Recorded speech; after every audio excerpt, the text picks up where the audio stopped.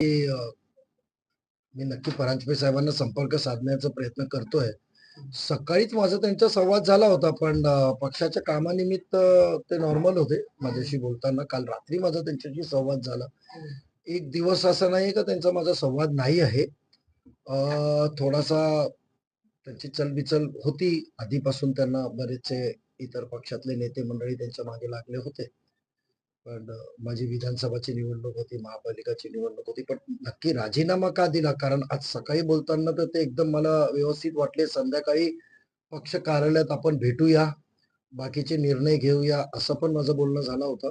पण आज ते त्यांचे सुविसहायक आणि मी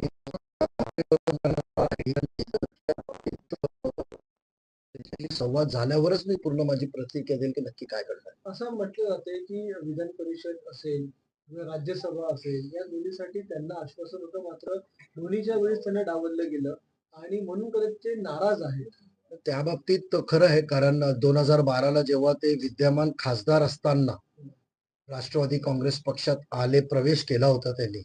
म्हणजे टेक्निकली 14ला आले, पण ते 2 वर्ष 20 जानेवारी 2012ला जेव्हा प्रवेश केला होता, तर त्यांचं दरवेळी म्हणणं होतं, त्यांनी मला तेव्हा पण सांगितलं होतं, का माननीय पवार साहेबांनी त्यांना कमिटमेंट दिली होती, का आम्ही नक्की निवडून आल्यानंतर 14 नंतर आपण त्याला राज्यसभा देऊ. आणि 12 वर्ष तिथे राहिल्यावर त्याच्यावर अन्याय झाला होता. 12 वर्ष त्यांना काही महामंडळ देण्याचं पण सांगितलं होतं, पण ते देण्यात आलं नाही, म्हणजे त्याचं पूर्ण वसन झालं नव्हतं. त्या बाबतीत त्यांची नाराजगी होतीच. पण यावेळी नक्की त्यांचं नाव आम्ही एक महामंडळाला पण उपाध्यक्ष म्हणून दिलेलं होतं आणि मागच्या आठवड्यातच सन्माननीय सीएम साहेबांनी त्याची शेवटची स्वाक्षरी पण त्याच्यावर केली होती, एक राज्यमंत्री दर्जाचा. पण नक्की आज काय घटना घडली माहिती नाही. राज्यसभेचं कमिटमेंट त्यांना जेव्हा संयुक्त राष्ट्रवादी होता, तर मोठे साहेबांनी दिलेलं आहे सर्वांसमोर, असं त्यांचं प्रत्येक वेळी म्हणणं होतं. हे वस्तुस्थिती. अजितदादांनी देखील त्यांना कमिटमेंट दिलेली होती. दादांबाबतीत जेव्हा प्रवेश झाला, तर ज्या दिवशी शपथविधी झाली त्या दिवशी माझी तब्येत बरी नसताना मी तिथे उशिरा पोहोचलो होतो. म्हणजे मी दुसऱ्या दिवशी गेलो होतो. सकाळी निघून गेलो होतो. जेव्हा आनंद परांजपे आले होते तेव्हा त्यावेळी मी तिथे नव्हतो. त्यांचं म्हणणं होतं, आपण राज्य लोकसभेचा त्यांचा अनुभव होता. आम्ही आमच्या नेते मंडळींना त्यांना राज्यसभा द्यावं किंवा आमदार जेव्हा त्यांनी इच्छा व्यक्त केली, आम्ही त्यांच्यासाठी उमेदवारी मागायला आम्ही शिष्टमंडळ म्हणून प्रत्येक वेळी जायचं. तर त्यांचं पूर्ण वचन व्हायला पाहिजे होतं असं त्यांचं मत होता.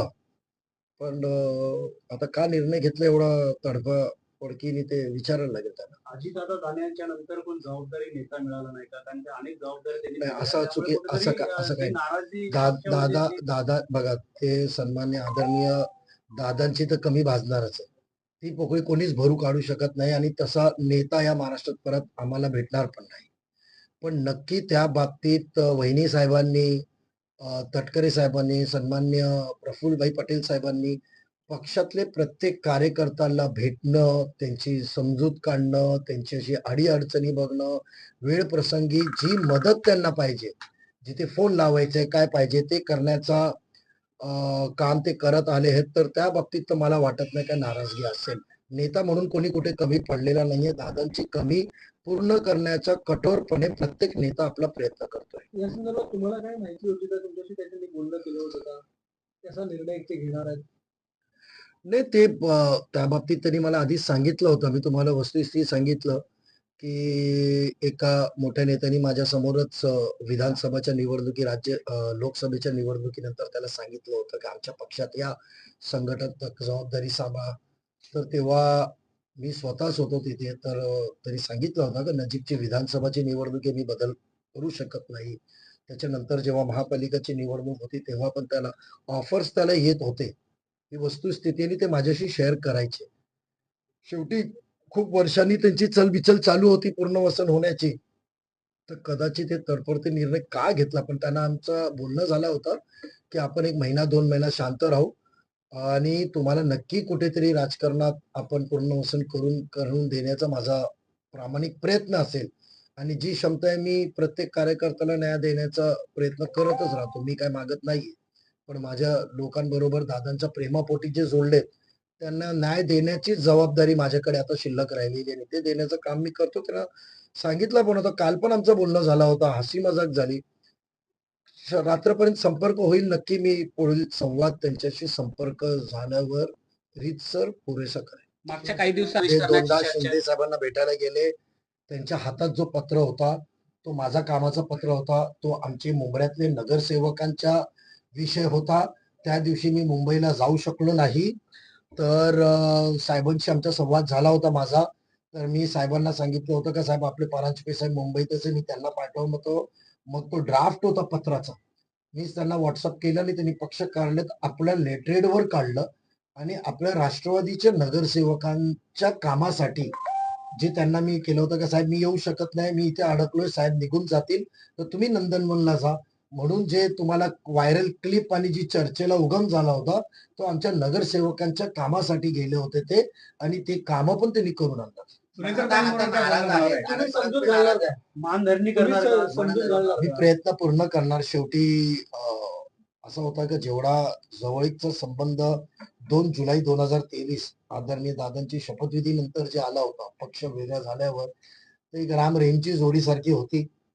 आता माझ्या हातात जेवढा आहे जी क्षमता आहे तेवढा मी सर्वांना समाधान करण्याचा प्रयत्न करतो. मी त्याचा सैनिक आहे. तर आम्हाला काय पदविधर काय पाहिजे नाही. आपल्याला जे आहे त्याच्यात समाधानी आहे. तर माझा प्रयत्न असतो. आणि एक माझी खासदार आहे, वडील खासदार होते, खासदार म्हणून पक्षात आला होता.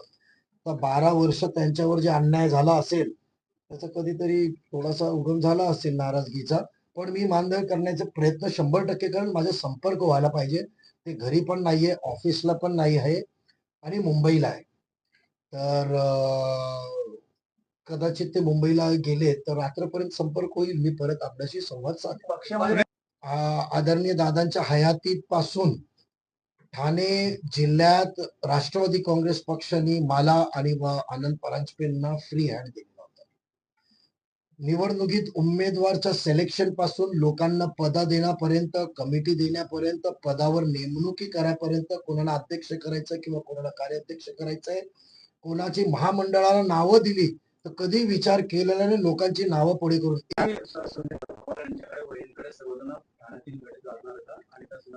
नाही, पहिले तर माझा संपर्क झाला तर त्यांच्याशी संवाद झाल्यावर तिथेच मी वहिनी साहेबांशी बोलून, तटकरे साहेबांशी बोलून आणि मी रविवारीच एका लग्नाच्या कार्यक्रमात रायगडला माननीय तटकरे साहेबांशी बोललो होतो. तिथे पण माझी चर्चा झाली होती या बाबतीत. आणि तिथून आम्ही तेव्हा त्यांना रात्री फोन लावत होतो पण तो संपर्क होत नव्हता. आम्ही रुरल एरियामध्ये होतो रायगडच्या.